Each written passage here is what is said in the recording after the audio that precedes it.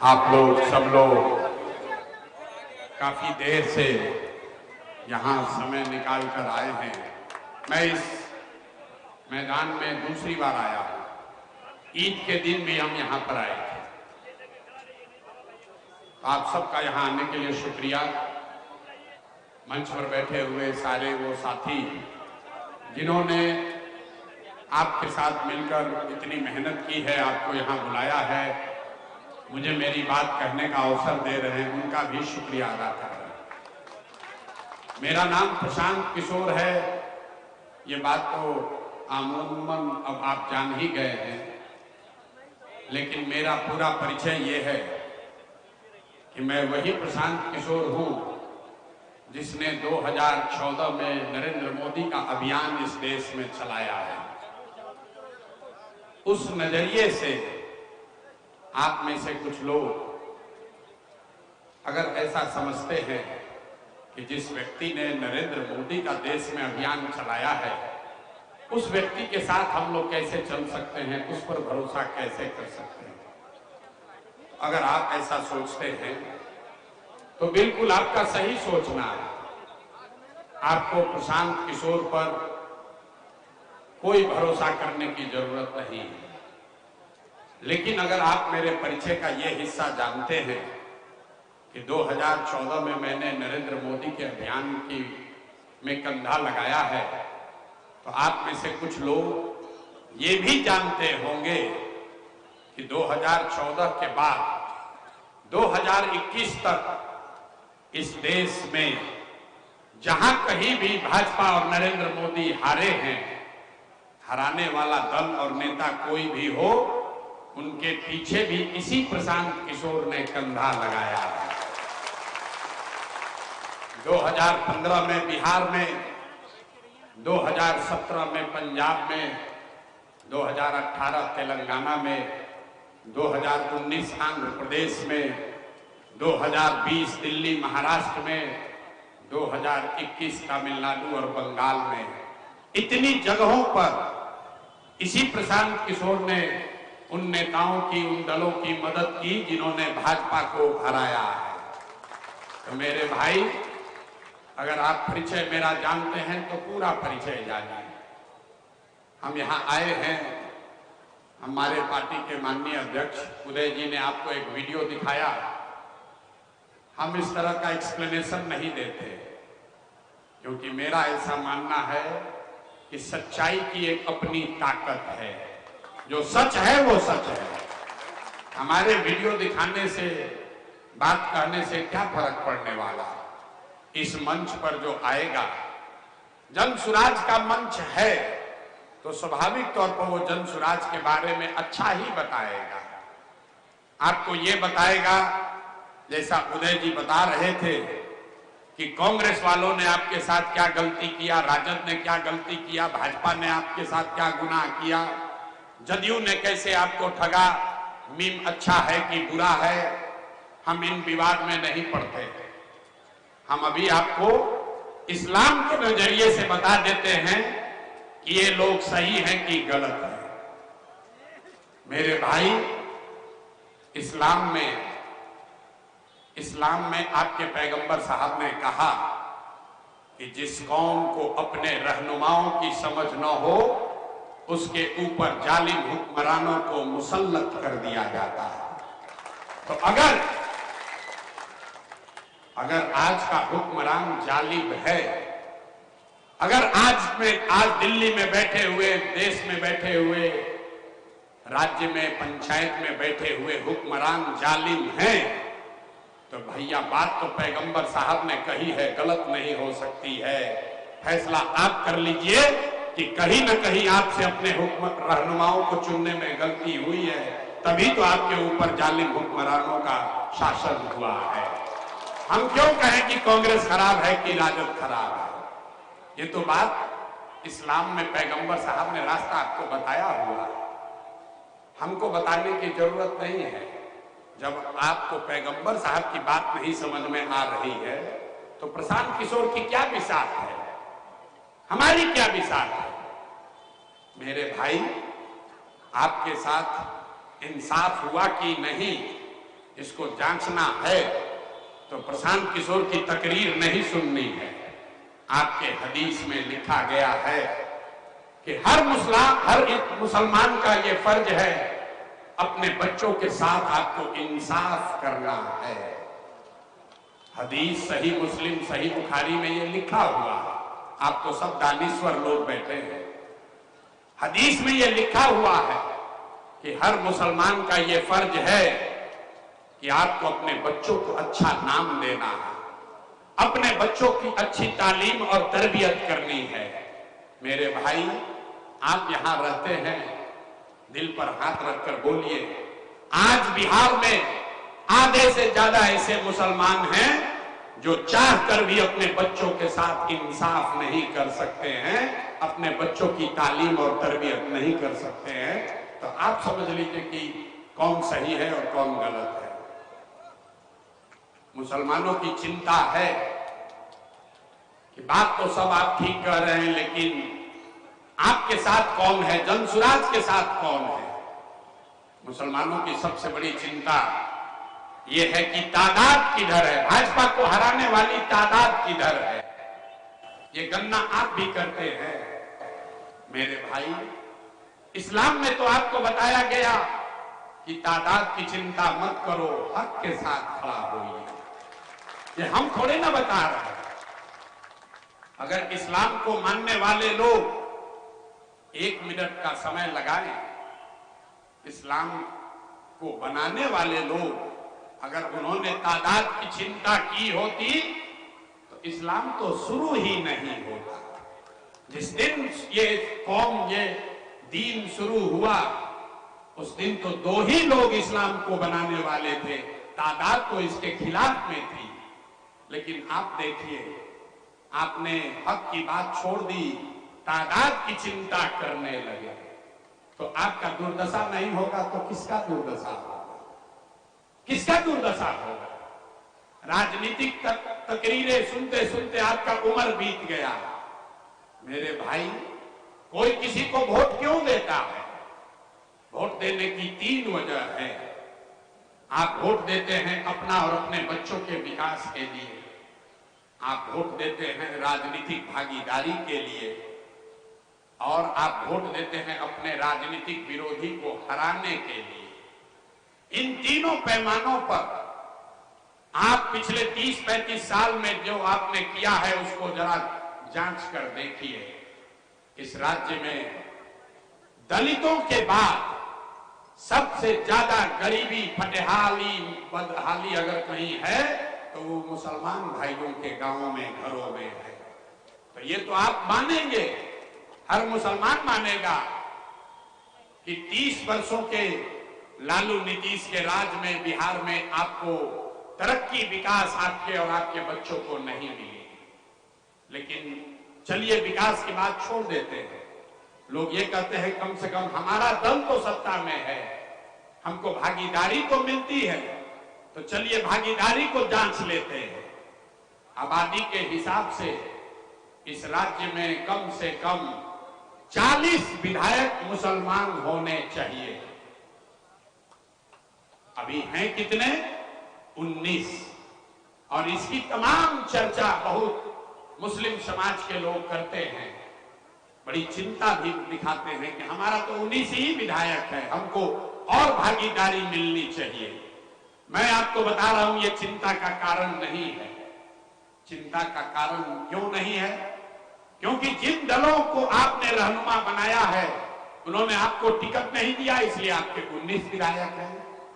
चिंता का कारण यह है मेरे भाई कि आबादी के हिसाब से बिहार में 1650 मुखिया मुसलमान होना चाहिए। 1200 से कम मुखिया ही बिहार में मुसलमान है। आबादी के हिसाब से 27,500 वार्ड सदस्य मुसलमान होने चाहिए। पूरे बिहार में 11,000 से कम वार्ड सदस्य मुसलमान हैं। आप सब लोग जरा सोच के बताइए कि विधायक तो आपका इसलिए नहीं है क्योंकि आपको टिकट नहीं मिला, लेकिन आपको मुखिया और वार्ड सदस्य बनने से किसने रोका है? वो आपकी मानसिकता ने रोका है। उस डर में रोका है जिसमें आपको बता दिया गया कि आप चुनाव में भाग मत लो, चुनाव हमको जिताओ, हम तुम्हारी सुरक्षा करेंगे, हम तुम्हारी चिंता करेंगे। इसीलिए आपके समाज के बच्चे मुखिया और सरपंच भी कभी चुनाव नहीं लड़ना चाहते, वो चाहते हैं किसी के पीछे चले। यहां बहुत विद्वान लोग बैठे हुए हैं, ये डर का आलम देखिए। आप अपने आप को अल्पसंख्यक बताते हैं, आप मुझे बताइए मुसलमानों की किस किताब में आपको अल्पसंख्यक कहा गया? आप तो भाई मुसलमान हैं, अल्पसंख्यक कब बन गए? ये अल्पसंख्यक नेताओं ने आपको बना दिया। कभी आपने किसी सिख को यह कहते हुए सुना कि हम अल्पसंख्यक हैं? किसी बुद्ध को मानने वाले ने अपने आप को अल्पसंख्यक बताया? आप 20 करोड़ की आबादी वाले मुसलमान इस देश में अपने आप को अल्पसंख्यक बता रहे हैं, अपने आप को मुसलमान भी नहीं कह रहे हैं। ये डर का आलम है। तो आप चुनाव क्या लड़िएगा? तो मेरे भाई, आपको विकास मिला नहीं, भागीदारी मिली नहीं। अब तीसरा देख लीजिए, मुसलमान लोग कहते हैं कि छोड़िए भैया, कुछ हो ना हो, कोई जीते कोई हारे, कम से कम हम लोग भाजपा को हराना चाहते हैं। तो चलिए उसी को जांच लीजिए। 1989 से जब से आपने लालटेन में किरासन तेल बनकर जलना स्वीकार किया है, 1989 में इस राज्य में, बिहार में भाजपा का 0 सांसद था, 0। देश में जो 2 सांसद उनके जीत कर आए थे 1984 में, आज भाजपा का, उनके गठबंधन का 300 से ज्यादा सांसद है और बिहार में भी उनके 0 से बढ़कर 35 सांसद हो गए। तो मेरे भाई, आपको विकास मिला नहीं, भागीदारी मिली नहीं और भाजपा को आप हरा पाए नहीं। लेकिन मुसलमानों की जो कौम है वो मानने को तैयार नहीं है। आप रास्ता बदलना चाहते ही नहीं। आप कह रहे हैं कि हमारे पास कोई रास्ता नहीं है। रास्ता बनाइएगा तब न बनेगा। कई बार मुसलमानों को ये लगता है कि हम लोग के साथ बड़ा धोखा हुआ है। ऐसी बात नहीं है। आपके पास 2014 में रास्ता आया था, 2014 में चलकर रास्ता आपके दरवाजे पर आया था।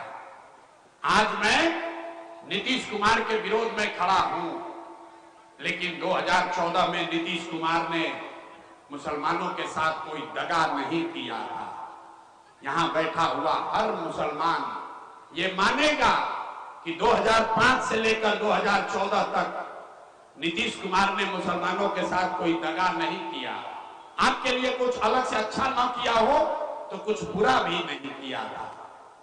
ये वही नीतीश कुमार हैं जिन्होंने 2010 में नरेंद्र मोदी को बिहार में आने से रोक दिया था। ये वही नीतीश कुमार है जिसने 2012 में नरेंद्र मोदी जी को जब भाजपा ने कैंपेन कमेटी का चेयरमैन बनाया, प्रधानमंत्री का उम्मीदवार घोषित किया, तो नीतीश कुमार ने उस गठबंधन को तोड़कर अपनी सरकार को खतरे में डाला।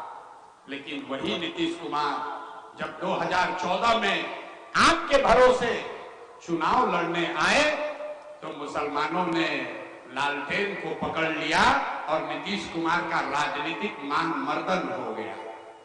इसी किशनगंज में नीतीश कुमार के घोषित उम्मीदवार अपना चुनाव क्षेत्र छोड़कर भाग गए थे। आप मेरे भाई, अगर 2014 में नीतीश कुमार के साथ खड़े हो गए होते, विकल्प ही विकल्प होता, देश और राज्य की राजनीति अलग होती। लेकिन तब जैसे आज आप दुविधा में पड़े हुए हैं, 2014 में भी आप दुविधा में पड़े हुए थे। इसीलिए आपके पास विकल्प नहीं है। आपके साथ किसी ने धोखा किया, वो आपको याद है। आपने भी तो उनके साथ धोखा किया भाई। 2005 से लेकर 2014 तक नीतीश कुमार ने मुसलमानों के लिए सब कुछ किया, लेकिन 2014 में आपने नीतीश कुमार के साथ ईमानदारी नहीं बरती। आप गलत कीजिएगा तो आप उसी आदमी ने आगे आपके साथ गलती करी है। और वही नीतीश कुमार 2017 में आपके पीठ में छुरा घोंप के आपका वोट लेकर जब जीत गए, आपको छोड़कर भाजपा में चला गया। लेकिन अगर आज नीतीश कुमार वापस आ जाए तो आप लोग फिर सब लोग उनको अपना रहनुमा मान लीजिएगा। अभी इंडिया गठबंधन में आ गए थे नीतीश बाबू, तो सारे मुसलमानों को लग रहा था कि यही मेरा नया रहनुमा है। तो जिस दिन नीतीश कुमार को आपको रहनुमा बनाना चाहिए था 2014 में, तब आपने नीतीश को छोड़कर लालू का हाथ पकड़ लिया। और जब नीतीश कुमार को रहनुमा नहीं मानना चाहिए था, तब 2019-20 में आप 2024 में नीतीश कुमार को रहनुमा समझ रहे थे। इसीलिए दोनों ओर से धोखा हुआ। मेरे भाई फिर वही बात रिपीट करेंगे, जिस कौम को अपने रहनुमाओं की समझ न होगी, उसके ऊपर जालिम हुक्मरानों का शासन रहेगा ही रहेगा, कोई नहीं बचा सकता। हम आपके रहनुमा नहीं हैं, रहनुमा होने का दावा भी नहीं करते। हमने कहा कि भाई आप हमको वोट दीजिए या मत दीजिए, लेकिन हमारे साथ तो होइए, इसको जांचिए तो भाई। कम से कम आप जिस भाजपा को हराना चाहते हैं, आप अपने बच्चों के कीमत पर भी जिस भाजपा को हराना चाहते हैं, उस भाजपा की ताकत की समझ ही आपको नहीं है। मेरे भाई, भाजपा की ताकत क्या है? भाजपा की ताकत मोदी नहीं है, भाजपा की ताकत अमित शाह नहीं है, भाजपा की ताकत पैसा संगठन नहीं है। भाजपा की ताकत है वो विचारधारा जिसको संघ कहते हैं, जो पिछले 50, 60, 100 सालों में 3 पीढ़ियों के खून पसीने से, उस विचारधारा के मानने वाले लोगों के खून पसीने से बनाई गई है। तो अगर उस विचारधारा आधारित व्यवस्था से लड़ना चाहते हैं, तो आपको भी विचारधारा आधारित व्यवस्था ही बनानी पड़ेगी। लोहे को लोहा काटता है। अगर भाजपा की विचारधारा को हराना है तो एक ही उपाय है, गांधी की विचारधारा को फिर से खड़ा कीजिए, वरना कोई दूसरा रास्ता नहीं है। आप लोग 30 वर्ष से MYPY किए जा रहे हैं। भाई, MY कोई समीकरण है ही नहीं। समीकरण MY नहीं है, समीकरण YM है। जहां पर Y समाज के लोग खड़े होते हैं, M समाज के लोग, मुसलमान लोग पूरी मुस्तैदी से उसको वोट करता है। और जैसे ही M मुसलमान कोई खड़ा हुआ, तो आधा से ज्यादा यादव समाज के लोग हिंदू बनकर भाजपा को वोट दे देते हैं। ये हम नहीं कह रहे, ये आपका अपना अनुभव भी होगा। कुछ लोगों को लगता है कि भैया यादव जी लोग हम लोग के साथ धोखा कर रहे हैं। हम आपको कह रहे हैं ऐसी बात नहीं है। अगर आप यादव को छोड़कर किसी दूसरे जाति वर्ग के साथ भी ये गठबंधन बना लीजिए, फॉरवर्ड के साथ, OBC के साथ, दलित के साथ, EBC के साथ, जिस किसी के साथ भी गठबंधन बनाइएगा यही होगा। क्यों होगा ये आप समझ लीजिए 2 मिनट में, और उसी से आपको आगे का रास्ता भी दिखेगा। इस देश में 80% हिंदू रहते हैं और भाजपा को वोट मिला है 40%। याद रखिए, जब भी कोई आकर ये बोले कि सारे हिंदू भाजपाई हो गए, तो ये आंकड़ा याद रखिएगा, 80% हिंदुओं के देश में भाजपा को 40% वोट मिला है। इसका मतलब है कि आज भी आधे से ज्यादा हिंदू भाजपा को वोट नहीं कर रहा। वो कौन हिंदू है मैं आपको बता रहा हूं। वो यादव, कुशवाहा, दलित नहीं है, वो ब्राह्मण, बनिया नहीं है। क्योंकि अगर जाति की बात होती तो बिहार में मोदी जी को वोट दिया किसने? बिहार में मोदी के जाति का तो एक भी हिंदू नहीं रहता। मोदी को, भाजपा को वोट बिहार में उन हिंदुओं ने दिया जिसको भाजपा के हिंदुत्व के विचारधारा पर यकीन है। अगर हिंदुत्व की विचारधारा वाले हिंदुओं से लड़ना है तो उन आधे हिंदुओं को पहचानना होगा जो विचारधारा के आधार पर भाजपा से लड़ रहे हैं, उनको वोट नहीं दे रहे। वो कौन हिंदू हैं? जो हिंदू गांधी को मानने वाला है, वो किसी भी जाति का हो, वो भाजपा से इत्तेफाक नहीं रखता है, वो भाजपा को वोट नहीं देता है। जो हिंदू बाबा साहब अंबेडकर की विचारधारा को मानता है, वो भी किसी जाति का हो, वो भाजपा को वोट नहीं देता है।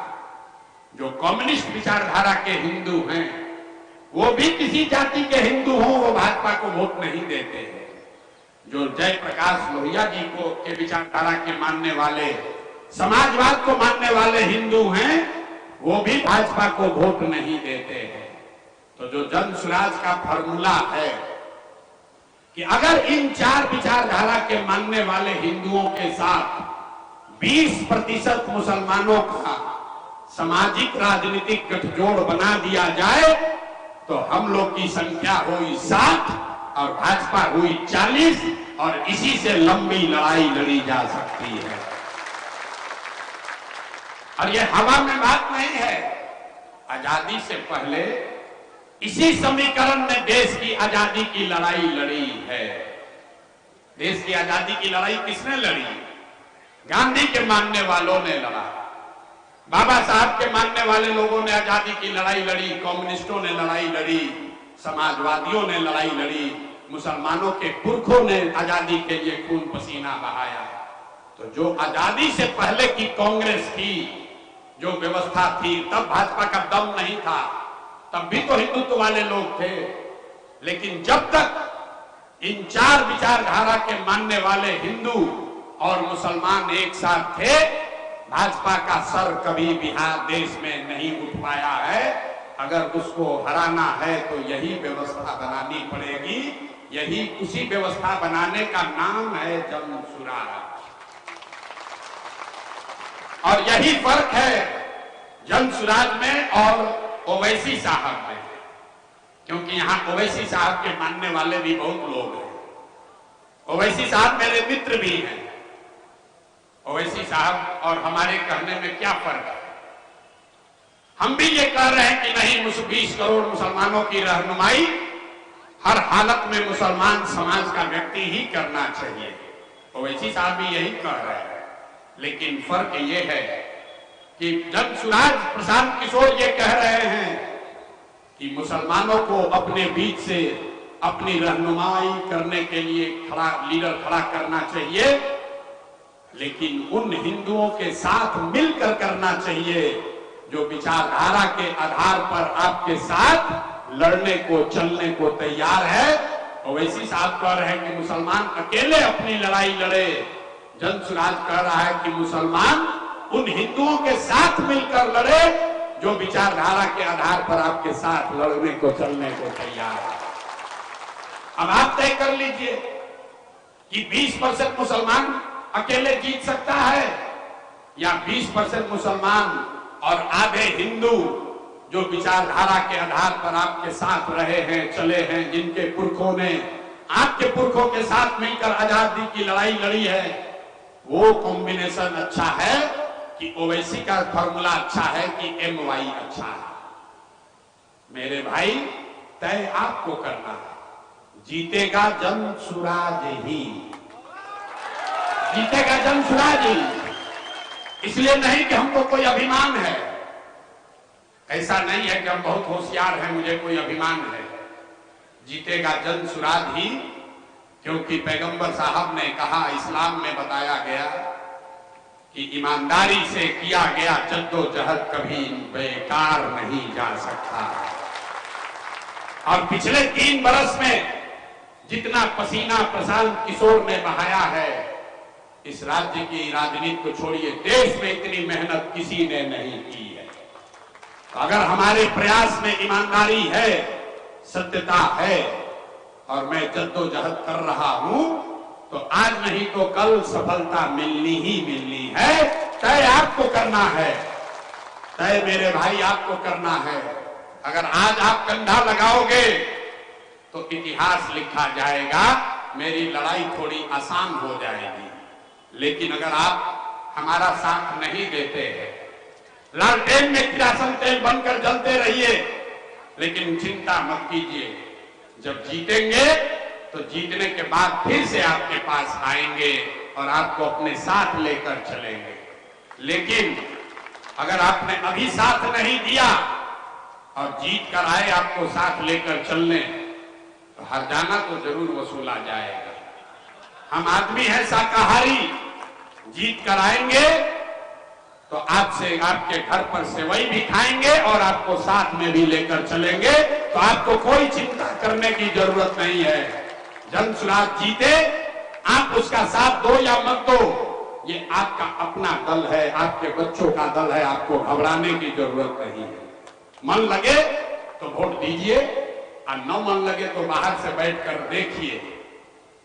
हम यहां पर इसी बिहार में जो भीड़ आप देख रहे हैं, लोगों ने कहा कि जनसुराज में कौन जाति का, इनके पास कौन जाति है, तो मेरे पास पूरा हिंदू समाज, आधा हिंदू समाज हमारे आप सभाओं में आइए, मैं आपको निमंत्रण दे रहा, आकर देखिए।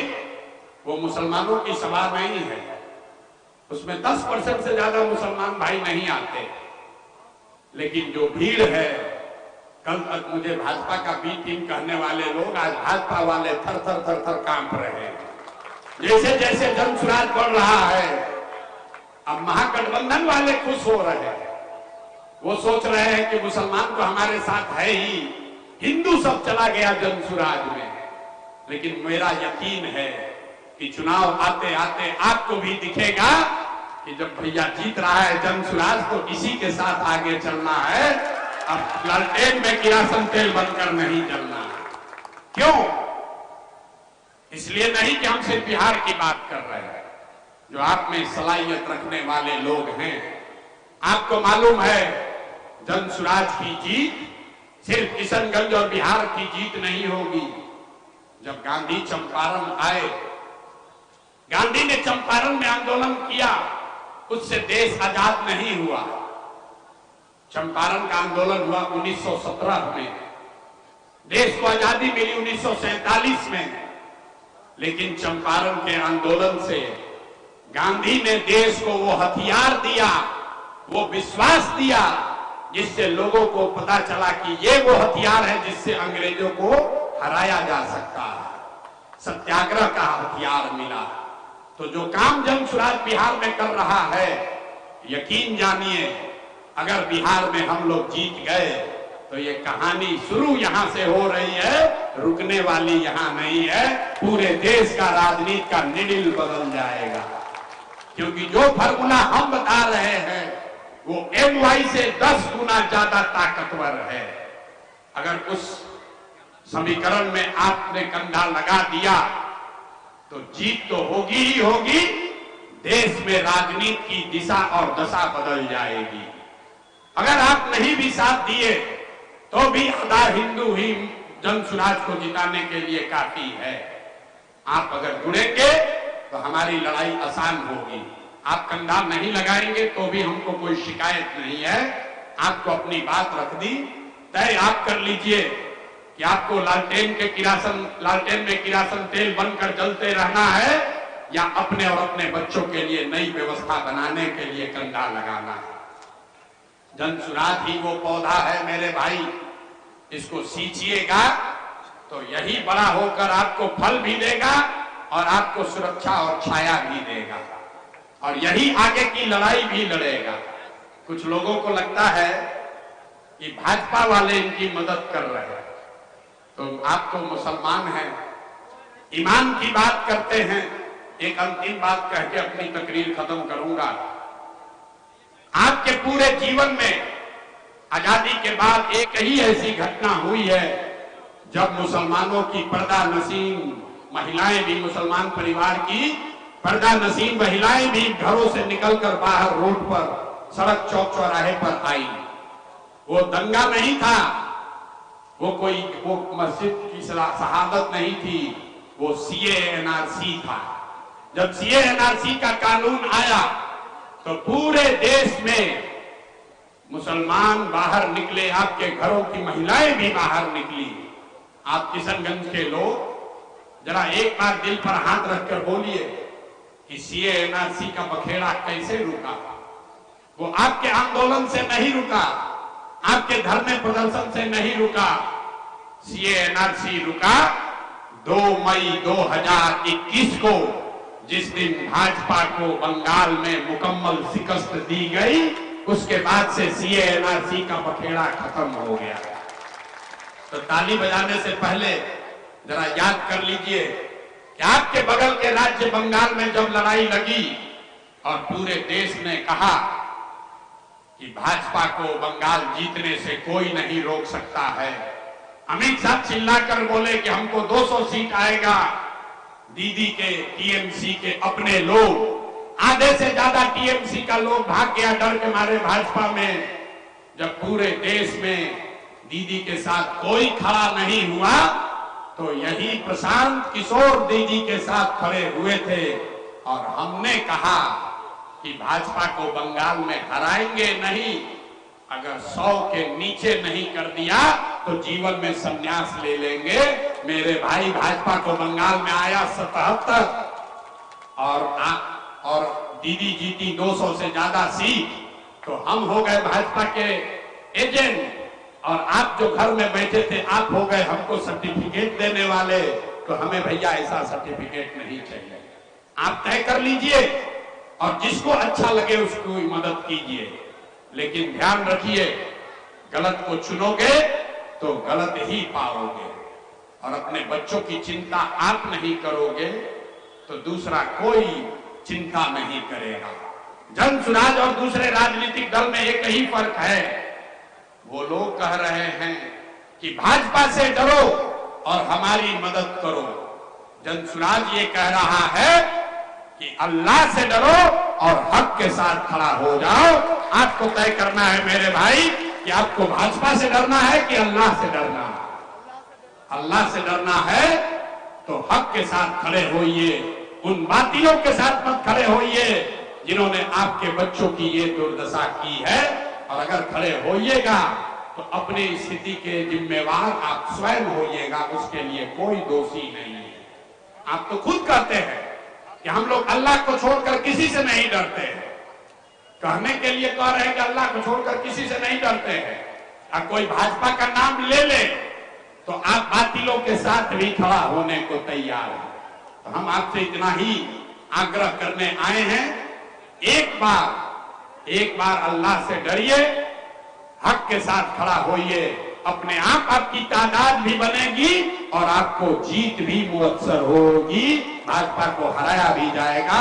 यही जन सुराज की सोच है। आपको अच्छा लगे तो इसमें कंधा लगाइए। जब बिहार जीत कर आएंगे तो 2 बरस में फिर यहीं से यूपी की लड़ाई भी हम ही लोग लड़ेंगे, दूसरा कोई नहीं लड़ सकता। और प्रशांत किशोर में ही सलाहियत है कि यूपी में आपको जिता सके। इसलिए आप यहां जुड़िए, जन सुराज को बड़ा कीजिए। आप सब लोग यहां आए इसके लिए बहुत बहुत शुक्रिया, धन्यवाद।